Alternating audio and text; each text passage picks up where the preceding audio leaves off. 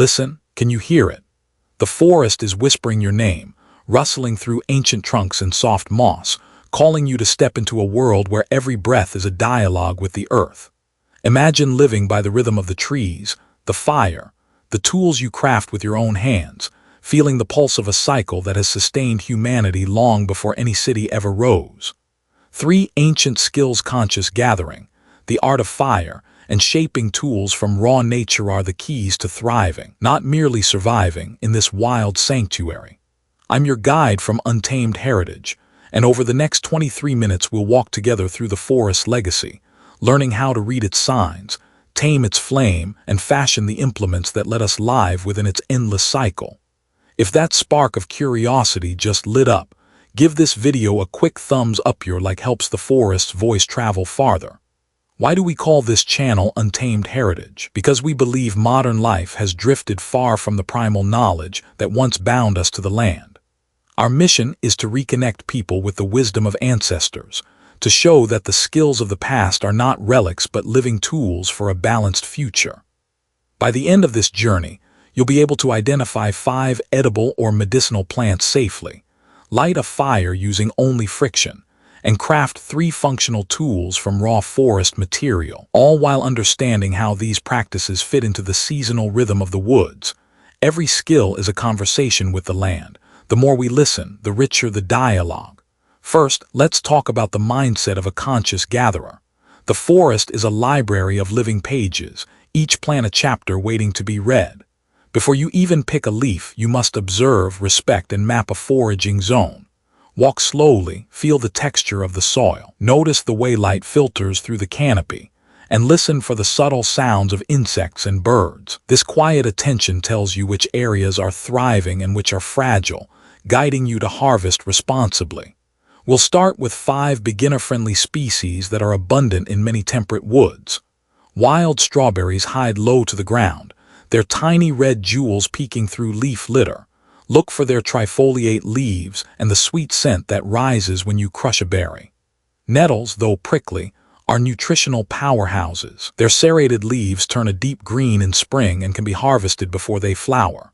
Pine needles, especially the young, soft ones, make a refreshing tea rich in vitamin C. They grow in clusters that hang like feathery brushes. Chickweed spreads in damp clearings, its tiny white flowers and round leaves easy to spot, and it's a gentle salad green. Dandelion, the ubiquitous golden crown, offers leaves, flowers, and roots that are all edible, but be sure to pick them from areas free of chemicals. When you identify each plant, note its key markers: leaf shape, stem texture, growth habit, and the time of year it reaches its peak.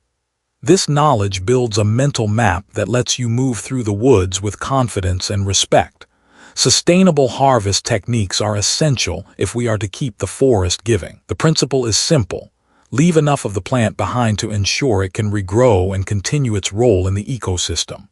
A good rule of thumb is to leave 70% of the plant untouched and take only 30%, focusing on the healthiest specimens. When you cut, use a clean, sharp knife and make a clean slice at the base, allowing the root to stay intact. Rotate your picking zones each season, giving each area time to recover. This levenatrice approach not only protects the environment, but also deepens your connection to the cycles of growth and renewal. Beyond nutrition, many forest plants hold medicinal power. Pine resin, the sticky amber that oozes from a wound in a pine bark, can be heated and applied as a natural antiseptic for cuts and burns. Nettle tea, brewed from fresh leaves, is rich in iron and can help boost your blood health, especially after a long trek.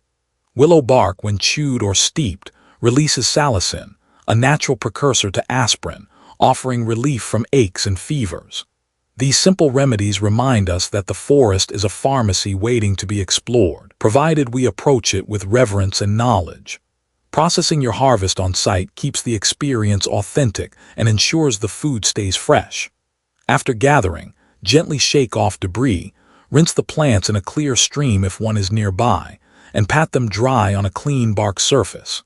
For berries and herbs, you can create small bundles wrapped in large leaves or bark strips, allowing them to dry in the shade. This method preserves flavor and nutrients without the need for modern equipment. As you work, notice the textures, the scent of the earth, and the subtle changes in light. These sensory details are part of the learning process. Now, a quick challenge for you. Find a plant you've never seen before. Take a moment to note its scent, texture, and the environment it grows in, and share your observation in the comments below. I love reading your discoveries and learning together. What's the most surprising thing you've ever found in the woods? Drop it in the comments. I love reading your discoveries. Let's move to the heart of the forest's power, fire. Fire is more than heat. It is a source of comfort, a means to cook, a signal to the world, and a psychological anchor that reminds us we are alive and capable. Understanding fire begins with the materials. Tinder is the fine, easily ignitable stuff that catches the first spark. In the woods you can gather dry bark, cattail fluff, or the inner bark of birch, all of which burn quickly. Kindling consists of thin, flexible sticks. Willow rods work beautifully because they catch fire easily and burn hot. Fuel is the larger hardwood pieces that sustain the flame once it's established. Look for dead standing logs or fallen branches that have been drying for months. There are two classic friction methods to start a fire without modern tools: the hand drill and the bow drill. The hand drill uses a straight spindle and a fireboard, spun between the palms, while the bow drill adds a bow made from a flexible sapling, a cord, and a socket to increase speed and pressure. I'll demonstrate building a simple bow drill using a curved branch for the bow, a sturdy cord twisted from plant fibers, a straight spindle of dry hardwood, and a fireboard carved from a soft wood like cedar. The key is to find a dry spot on the fireboard, carve a small notch, and place the spindle in the notch. Then apply steady downward pressure while pulling the bow back and forth. With patience, the friction creates a hot ember that can be transferred to a tinder bundle and nurtured into a flame. Before you light, follow the 3C rule. Clear a safe area of any flammable debris, construct a proper tinder nest, and control the fire's size and direction. Clear a circle of at least 3 feet radius, removing leaves, twigs, and any low-hanging branches. Build a teepee or a linto structure with kindling, leaving a small opening for airflow. Once the ember ignites the tinder, gently blow at the base to feed oxygen and watch the kindling catch. As the fire grows, add larger fuel pieces, always keeping the flame manageable and never leaving it unattended. Fire also teaches us about respect for the elements. When the fire has served its purpose, it must be fully extinguished. Douse the embers with water, stir the ash, and repeat until no heat remains. This ritual returns the energy to the earth and ensures safety for wildlife and future foragers. Now that we've explored gathering and fire, we stand at a crossroads where the knowledge of the forest meets the skill of the hand. In the next segment, we'll delve into shaping tools from raw material, turning branches, stones, and fibers into implements that extend our capabilities and deepen our bond with the land. If this is blowing your mind, hit that subscribe button and let's keep exploring together. Now we turn our attention to the raw gifts the forest offers, the humble branches and stones that, in the hands of a mindful maker, become extensions of our own bodies. The first step is to learn how to read the wood, to understand which fibers will bend without breaking and which will hold a sharp edge. Walk slowly along the trail, feeling the bark with the back of your hand, listening for the subtle hollow thump that signals a young, flexible sapling. When you find a straight shoot about the thickness of a forearm, set it aside. This will become the backbone of our spear, a tool that has carried hunters and gatherers across ages. Hold the sapling upright and examine its grain. The grain should run parallel to the length of the shaft, without knots that could create weak points. If you encounter a knot, gently tap it with a stone to see if it cracks. A solid knot can be worked around, but a loose one will compromise the spear's integrity. Once you have selected a suitable piece, the next task is to strip away the outer bark. Use a sharp stone or a sturdy piece of flint, pressed against the bark at a shallow angle, and draw it toward you in smooth strokes. The goal is to expose the smooth inner wood while preserving as much of the natural surface as possible, because a clean shaft reduces friction when the spear is thrust. Now that the shaft is prepared, we shape the tip. Find a piece of hard, dense wood, perhaps a fallen branch of oak or hickory about the length of a thumb. This will serve as the spearhead. Carve the tip into a point using a flake of stone, striking at a shallow angle to shave thin layers away. Patience is essential. Each chip removed reveals more of the wood's grain and brings you closer to a razor-sharp point.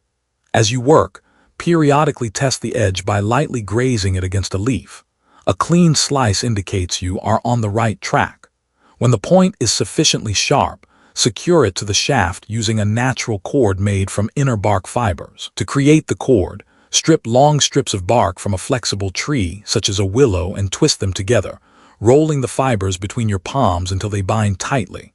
Wrap the cord tightly around the junction of shaft and head, then tie a series of tight knots, first a simple overhand, then a figure relied, and finally a reef knot to ensure the spearhead will not wobble under pressure.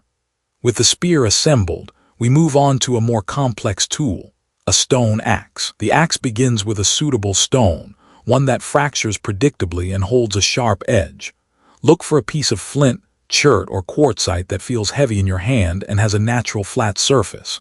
Place the stone on a stable surface, perhaps a flat rock or a piece of bark, and strike it with a harder hammer stone at a precise angle, aiming to remove a thin, elongated flake. This flake will become the cutting edge of the axe. The technique, known as percussion flaking, requires a firm grip on the hammer stone and a controlled swing. Too much force will shatter the stone, too little will produce no chip. As you practice, you will develop a feel for the sweet spot where the hammer meets the stone, producing a clean, sharp flake. Once you have a suitable flake, shape it further by retouching the edges with a smaller stone, gently pressing and scraping to refine the bevel. The goal is to create a symmetrical edge that tapers to a fine point while maintaining a sturdy base for attachment. After the edge is ready, we need a handle. Select a sturdy, straight branch, perhaps a piece of maple or birch about the length of a forearm. Strip the bark as before, then carve a shallow groove along one side of the handle, just deep enough to cradle the stone's base. Place the stone into the groove, ensuring it sits flush and balanced. Secure the stone with the same natural cordage technique used for the spear, wrapping tightly around the joint and tying a series of knots to lock the stone in place. For added stability, you can apply a natural resin collected from pine sap by heating it gently over a low flame and brushing it over the binding. The resin hardens as it cools, creating a waterproof seal that holds the stone firmly even under heavy use.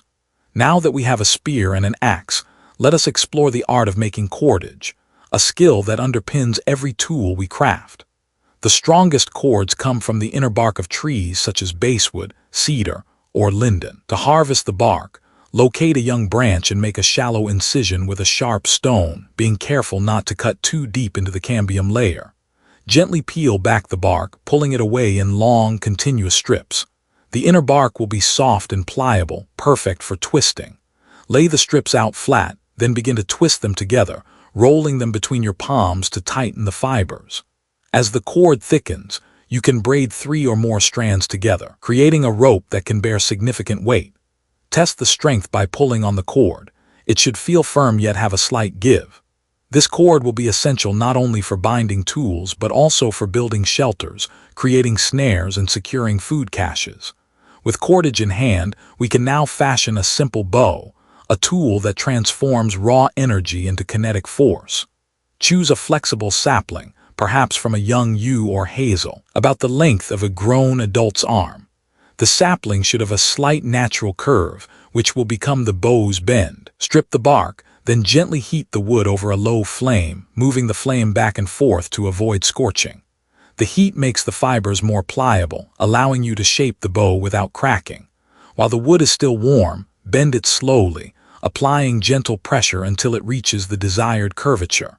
Secure the ends of the bow with natural cord, tying tight knots to hold the shape. For the bowstring, use a length of the strongest cord you have twisted, ensuring it is smooth and free of knots that could snag. Attach the string to the bow's tips, using a simple loop knot that can be tightened as you draw the bow. Now we have a functional bow ready for practice. To test it, find a clear area free of low-hanging branches and place a target, perhaps a stack of soft pine cones, at a safe distance. Pull the string back, feeling the tension in the cord, and release.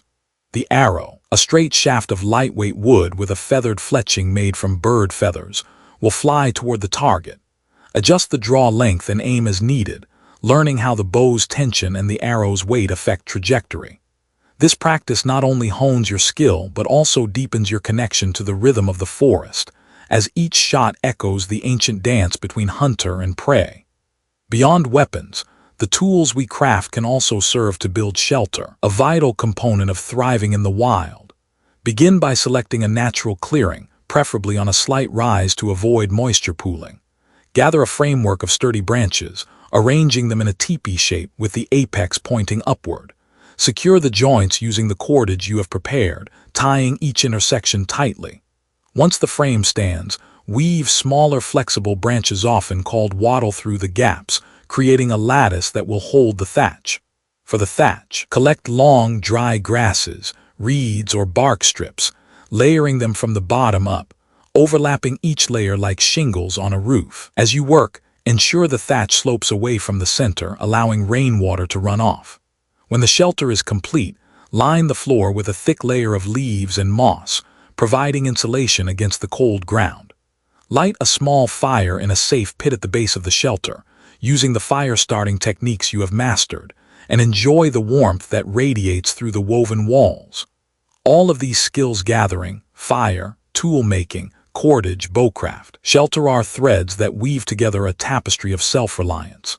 Each thread is reinforced by the next, creating a resilient fabric that can withstand the challenges of the wild.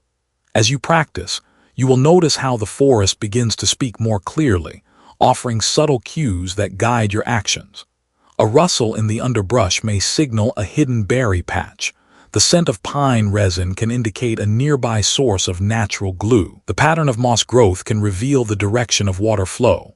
By attuning yourself to these signals, you become not just a survivor but a participant in the ongoing cycle of the ecosystem. Take a moment now to reflect on what you have learned. Imagine yourself standing at the edge of a clearing, spear in hand, axe at your side, bow slung across your back, and a shelter waiting to be built. Feel the weight of the tools, the texture of the cord, the heat of the fire on your skin. This vision is not a distant fantasy.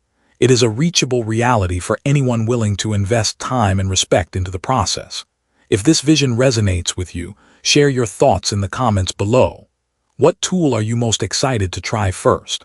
Which part of the forest's wisdom do you feel called to explore deeper?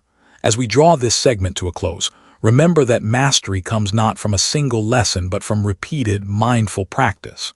Return to the forest often, observe the changes of the seasons, and let each visit reinforce the skills you have begun to develop. When you encounter a new plant, pause and study it before harvesting. When you build a fire, respect the wind and the surrounding foliage. When you shape a tool, listen to the wood's grain as it yields to your hands. This iterative dance between observation and action is the heart of the untamed heritage we celebrate. If you found these teachings valuable, consider giving this video a thumbs up. Your support helps the message travel farther, reaching others who may be seeking the same reconnection with nature. And if you feel inspired to continue this journey with us, feel free to subscribe and tap the notification bell so you won't miss future explorations into the ancient arts that sustain us. Together, we can keep the flame of knowledge alive, passing it from one curious mind to the next. Before we part, I'd like to leave you with a simple challenge. Spend a single afternoon in a nearby woods and try to create one of the tools we discussed using only natural materials. Document your process, note the obstacles you encounter, and share your experience in the comments or on social media with the hashtag #UntamedHeritage. By sharing our successes and failures, we build a community of learners who honor the forest's gifts and ensure that these timeless skills endure. Thank you for walking this path with me today. May the forest's whispers guide your steps, may the fire's warmth fill your heart, and may the tools you craft empower you to live in harmony with the land. Until our next adventure, keep listening, keep learning, and keep thriving in the wild. And as the sun begins its slow descent, casting amber ribbons through the canopy, you'll notice how the forest itself seems to breathe with a rhythm that matches the pulse of your own heart. That quiet cadence is the invitation to keep returning, to let each season become a teacher, and each walk a meditation. When the first frost kisses the leaves, notice how the bark cracks and releases a faint scent of resin, a reminder that even in cold there is fuel waiting to be coaxed into flame. When spring rains swell the streams, listen for the subtle splash of stones shifting under the water, a cue that new material is ready to be shaped into a spear or a simple fishing hook. By attuning yourself to these subtle signals, you turn the act of gathering, fire-making, and tool-crafting into a dialogue rather than a task. Imagine a future where you can step into any woodland and feel instantly at home, where the knowledge of which fern fronds are safe to eat and which bark will hold a spark is as familiar as the back of your hand. That future is built one mindful moment at a time, and each moment you spend in the wild adds a new thread to the tapestry of untamed heritage. It is not about mastering every technique in a single day, but about honoring the process, celebrating small victories, and learning from the missteps that inevitably arise when you work with raw nature. I'd love to hear how this journey is shaping your own relationship with the land. Have you already tried a simple bow drill and felt the sudden resistance give way to a glowing ember? Did a particular plant surprise you with its taste or healing properties? Share those stories in the comments, and let the community celebrate each breakthrough together. If you faced a challenge, perhaps a damp tinder bundle that refused to catch or a stubborn branch that split unexpectedly, let us know what you did to overcome it. Your experiences become a map for others who are just beginning to explore these ancient pathways. Looking ahead, there are many more chapters waiting to be written. In upcoming videos, we'll venture deeper into the art of shelter building, exploring how to raise a lean-to using only fallen branches and natural cordage, and we'll examine the subtle science of water purification using sun-heated stones and plant fibers.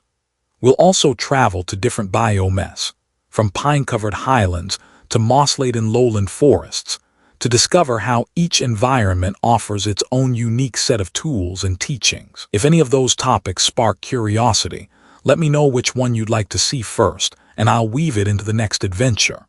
Before we close, take a moment to breathe in the forest scent, feel the earth beneath your feet, and let the quiet confidence of the trees settle into you. Carry that steadiness back into your daily life, whether you're navigating a bustling city street or tending a garden at home. The skills you've glimpsed here are not confined to the woods. They are principles of respect, patience, and resourcefulness that can transform any environment you inhabit. If this exploration resonated with you, a simple like helps the forest's voice travel farther across the digital landscape, reaching fellow seekers who might benefit from these teachings. And if you feel a pull to stay connected with the rhythm of the wild, consider joining the community by subscribing and turning on notifications so you won't miss the next step in our shared journey. Together, we can keep the ember of curiosity alive, passing it from one curious mind to the next, ensuring that the legacy of the forest endures for generations to come. So, as you step away from the screen and perhaps step outside into the trees, remember that every leaf you turn, every spark you coax, and every tool you shape is a thread in the larger story of untamed heritage. May the forest's whispers guide your steps, may the fire's warmth fill your heart, and may the tools you craft empower you to live in harmony with the land. Until we meet again beneath the canopy, keep listening, keep learning, and keep thriving in the wild.